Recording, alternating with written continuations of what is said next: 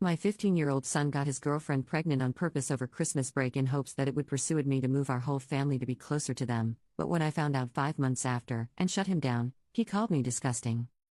I, 30F, have a child, 15M, we'll call him Ollie, plus other children aged 2, 6, 9 and 11. As you can tell by my own age, I was teen parent. I was lucky and we married at 18, still married, healthy relationship, worked our way out of a very dire situation, graduated, started a trade etc., and we are comfortable, stable in all ways. This information is relevant.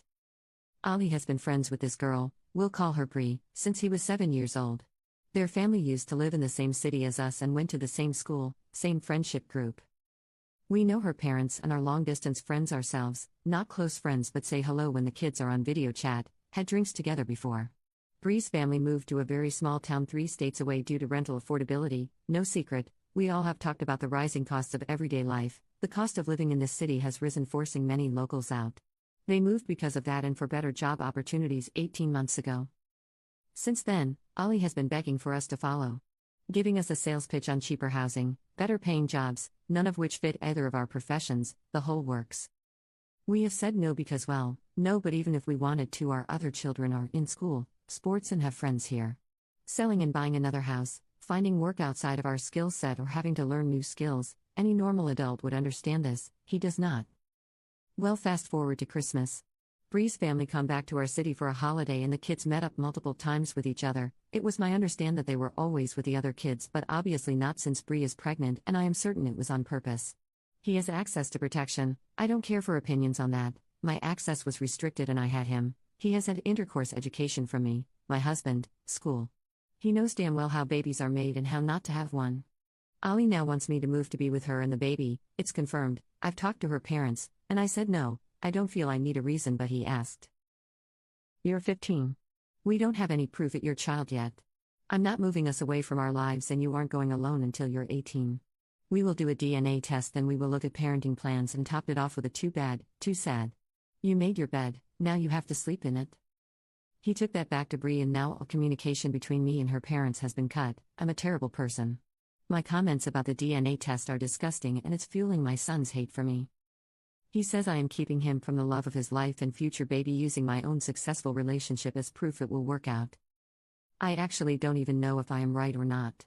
I'm just really upset and feel like my life I worked really hard for has been destroyed. Commenter: nobody going to point out both children are manipulative? Obviously the girl was on board and it sure seems like they both kept it under wraps until it couldn't be aborted. Both children are bad actors here. Update 1. She is due September around the 22nd. So no, there is no option for abortion. I don't think that or adoption ever was. Ollie admitted it was on purpose last night. Apparently, it was Bree's idea first as a joke that turned into a plan together. Bree's parents will only pass messages through my son and I have heard this for myself. I stood outside the door and listened to them tell him tell you mother, insert info below, because I know I will just go off on her about that BS still.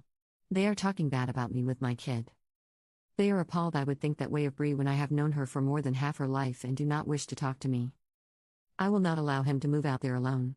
There are some past issues such as Bree breaking up with him twice in the last 18 months because she found someone that she liked more, her new town, around August and October last year, same boy, and when it ended, she came back to Ollie. Bree is a nice girl but her behavior is toxic and has been since a child. Her mother and stepfather are nice but the relationship is unstable, the house is chaos, 9 children combined, blended family and 2/3 teens with serious mental health struggles. He would be leaving stability for chaos and no structure. I want a DNA test, I will not budge on that. I'm close to cutting his contact totally at this point because they are only empowering him and reinforcing his behavior towards me and his father.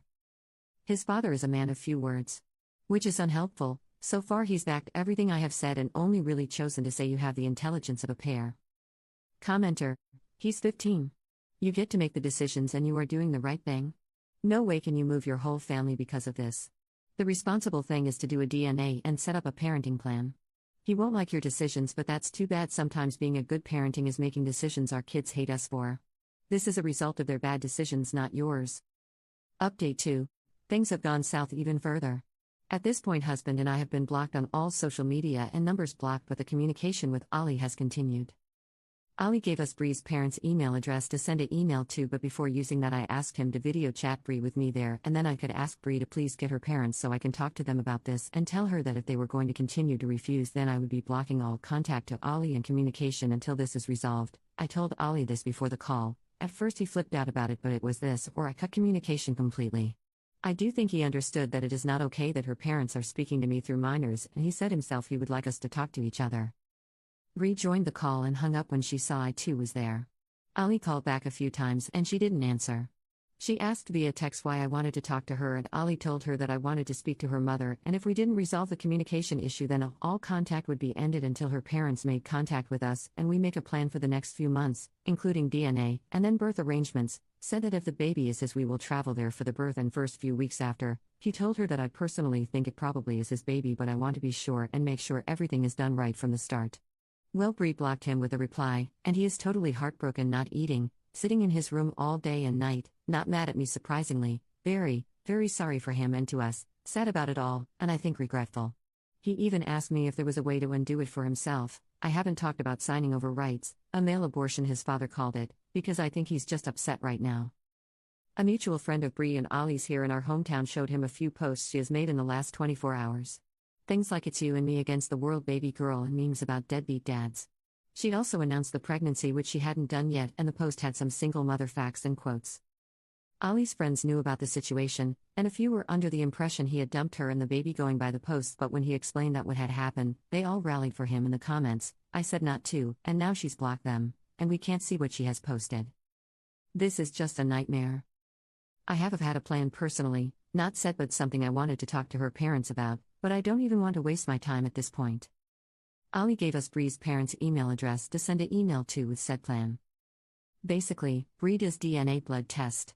We will pay the full $1,500 for it. If it is his baby, we can book flights and plan to be there for the first month. I'll stay too with Ali, maybe even the whole family, and then we can also work on a parenting plan and getting into mediation for a judge to sign off on it. Ali's father and I spilled for the first 7 months of his life, so we have done this before and we know the process. But at this point I think I will just leave it to settle before sending an email. Commenter: reality is about to hit that kid like a fudging train. Update 3. Ali's friend was able to see her Instagram through an old account, different email. I don't use Instagram enough to know what that means, but it meant they weren't blocked when they reactivated. They found the pregnancy announcement post, and if you scrolled across, it showed a digital copy of the scan Bree sent us as a 16-week scan, apparently the first scan she had at the OB. That is dated 0404 and clearly says GA19 plus 3 weeks, making an August due date, I believe, or very early September. This would not line up with the due date given to us, but does line up with when her parents told me she was pregnant mid-April. They told us we've had the pregnancy confirmed and sent a photo of the printed pic, which the date isn't on there. I actually think it may have been cut off the top. I haven't told Ali this yet because I want to be sure. I am very concerned about his mental health at the moment and taking that into consideration. But unless she gave the wrong period dates and the baby measured only 16 weeks, then it's not possible for it to be our son's. Also added information, her due date from what we know is September 22nd. She was here from December 20th to Jan 7th, and saw Ali December 21st and 22nd and January 4th and 5th. Never overnight. I asked Ali when did this happen, and he said January 4th was the only time, which makes more sense as they were in public gathering otherwise. They were at a mutual friend's birthday that night but never stayed overnight. I have had 5 kids and I know the dates are too close to figure it out that way. Ali also said that the joke Bree made was to just see if it happens, the pregnancy, because then it's obviously meant to be, and he would be able to move. To me it sounds like she had the plan a lot longer, but I may be biased here. Commenter 1. So what you're saying is that the most immature people in this situation are Bree's parents.